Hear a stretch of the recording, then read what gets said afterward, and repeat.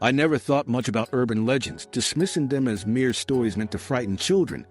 But that all changed the night I found myself crossing Eastwood Bridge. The moon hung low, casting an eerie glow over the splintered wood and rusted metal.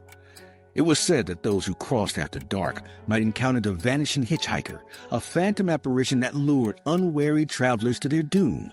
I had always considered myself a rational person, but there was an undeniable chill in the air, as if the night itself was whispering secrets. As I drove across the bridge, the radio crackled and faded, leaving me in an unsettling silence. My heart raced, each thump echoing in my ears like a countdown. That's when I saw her, a young woman standing by the roadside, her white dress billowing in the wind. I stopped, curiosity battling with caution.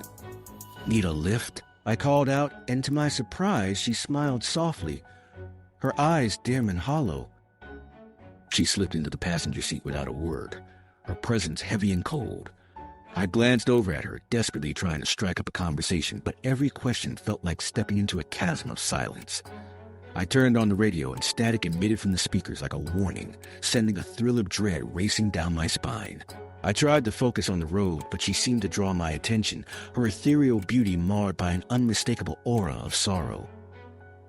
As we reached the end of the bridge, she whispered, "Stop here." I complied, the air thick with tension. She pointed toward an old cemetery just off the road, shadows shifting like restless spirits among the gravestones. "I need to be home," she said, her voice barely a breath above a whisper. I turned to reassure her, but the passenger seat was empty. Panic washed over me as I realized I was alone. A sense of impending doom twisted my stomach. Flashing lights lit up the headstones around me.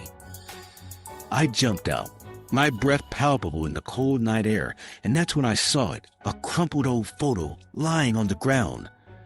I picked it up, heart racing, recognizing the face of the girl I had just driven.